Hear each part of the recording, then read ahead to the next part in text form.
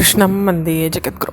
நம்ம நாராயணியத்தில் 87 தசகங்கள் வரைக்கும் பார்த்துருக்கோம். இப்போ 88வது தசகம் லீலா விலாச வர்ணம் அப்படின்ற தசகத்தில் இருக்கோம். இது சந்தான கோபால தசகம்னு பெயரிட்டிருக்கு. அதாவது இந்த தசகத்தை படிக்கிறவாளுக்கு சந்தான பிராப்தி உண்டாகும்னு ஒரு நம்பிக்கை இருக்குது. இதை நம்ம பார்க்கலாம். प्राकेवाचार्यपुत्रहृति निशमनया स्वीयषट्सूनुवीक्षां गान्धाक्ष्या माधुरुक्त्या सुतलपुविबलिं प्राप्य तेनार्चितस्त्वं तातुस्सापात् हिरण्यवान् विथकशिपु भवान् सौरिजान् कंसपक्नान् आनीयैनान् प्रतर्स्य स्वभतम् अनयता पूर्वपुत्रान् मरीचेः.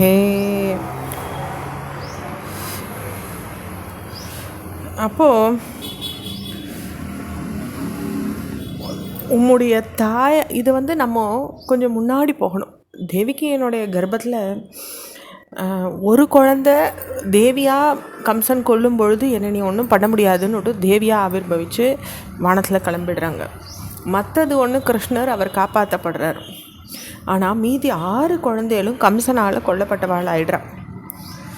அப்போது இப்படியெல்லாம் குருபுத்திரனை அழிச்சின் வந்த செய்தியை கேட்ட உம்முடைய தாயாரான தேவிக்கு, அதாவது யமலோகத்துக்கு போன குருபுத்திரனை மீண்டு கொடுக்குறார் கிருஷ்ண பரமாத்மா தன்னுடைய குருவான சாந்திபனி முனிவருக்கு. இதை கேட்ட தேவிக்கு தாயாருக்கு இந்த மாதிரி என்னோடய 6 குழந்தைகள் இந்த மாதிரி போச்சே கம்சனால் அப்படின்னுட்டு அவள் அழும் பொழுது அதை பார்க்கணும்னு ஆசைப்படுறாங்க தேவிக்கு.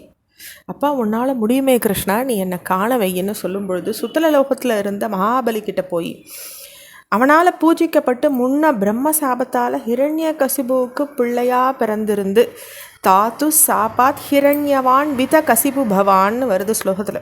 இப்படி அவள் பிள்ளைகளாக பிறந்திருந்து பிறகு வசுதேவரனுடைய பிள்ளைகளாக தோன்றி கம்சனால் கொல்லப்பட்டு ஆதியில் மரீச்சி புத்திரர்களாக இருந்தவாளுமான அவளை அழிச்சின் தேவகிக்கு காண்பிக்கிறார் சுவாமி. பின்னர் அவளுடைய உலகத்துக்கு அவளை அனுப்பி வைக்கிறார். அதாவது இதில் ஒன்று புரியணும் என்னென்னா, சில நம்ம பூலோகத்தில் இருக்கிறத அல்பாயுசுன்னு நம்ம சொல்கிறோம். ஆனால் நம்மளுடைய ருணம் கழிஞ்சு நம்ம சீக்கிரம் பலப்பிராப்தி அடைஞ்சு நம்ம நல்ல லோகங்களுக்கு போகும் பொழுது அதையே புண்ணிய பிறவின்னு நம்ம சொல்லணும். அப்படி ஒரு புண்ணிய பிறவியை தான் அந்த கிருஷ்ணரோட பிறந்த அடைஞ்சா. அப்போ அவள் அந்த சுத்தல லோகத்தில் அடைஞ்சவாளை தேவகிக்கு காண்பிக்கிறார் சுவாமி. அடுத்த ஸ்லோகம். ஸ்ருததேவ இதி ஸ்ருதம் த்விஜேந்திரம் பகுலாஸ்வம் நிருபதிம் ச பக்திபூர்ணம் யுகபத்வம் அனுக்ரஹீத் உகாமோ மிதிலாம் பிராபித தாபசை சமேதஹ. அப்போது ஸ்ருததேவன்னு ஒரு பிரசித்தி பெற்ற பக்தி பூர்ணனான பிராமண சிரேஷ்டர் இருந்தார். த்விஜேந்திரம், அதாவது த்விஜன்னா பிராமண பிறப்புன்னு நம்ம புரிஞ்சுக்கணும்.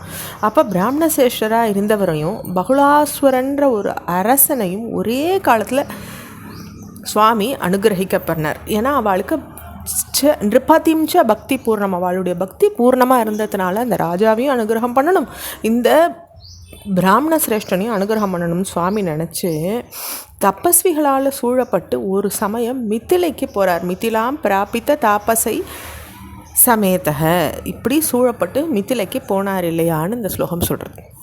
அடுத்தது. கஷ்சன் த்விமூர்த்திர் உபயோர் உகபன்னிகேதம் ஏகேன பூரி விபவைர் விஹிதோபசாரஹ அன்யேன தத்தின பிருதைஷ்ச பலௌதநாத்யை ஸ்தோல்யம் பிரசேதித ததாச்ச முக்திமாப்யாம். அப்போ சுவாமி அப்போது த்விமூர்த்திர் உபயோர், அப்போ 2 உருவங்களாக கிருஷ்ண பரமாத்மாவாகவே 2 உருவங்களாக எடுத்துக்கிறார். ஒரே நேரத்தில் 2 பேர் வீட்டுக்கும் போகிறார். ஏகேன பூரி விபவைர், ஒரே காலத்தில் 2 பேர் வீட்டுக்கும் போகிறார். அப்போ ஒருத்தரால் நிறைஞ்ச செல்வ வைபவத்தோட மற்றொருவரால் அன்றைக்கே சம்பாதிக்கப்பட்ட பழம் அன்னம், அதாவது பிக்ஷையிட்டு வாங்கிட்டு வந்திருக்கார் இந்த பிராமணர், பழத்தையும் அன்னத்தையும் அன்றைக்கி சம்பாதிச்சது தான், அவர்கிட்ட சேமிப்பு எதுவும் இல்லை.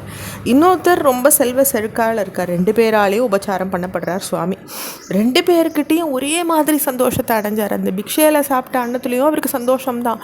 இந்த ஸ்வர்க்க பூமியாக இருந்த ஒரு லக்ஷ்மி கட்டாட்சமாக இருந்தவரால் கவனிக்கப்பட்ட போதும் ஒரே திருப்தியை தான் சுவாமி அடைஞ்சாருன்றத இந்த ஸ்லோகம் சொல்கிறது. அதே மாதிரி தத்தாச்ச முக்தி பாப்யாம், 2 பேருக்கும் ஒரே மாதிரி முக்தியை சுவாமி அனுகிரகம் பண்ணுறார். இதோடு நம்ம 3 ஸ்லோகங்கள் 88 பூர்த்தி பண்ணிக்கிறோம். ஹரே கிருஷ்ணா.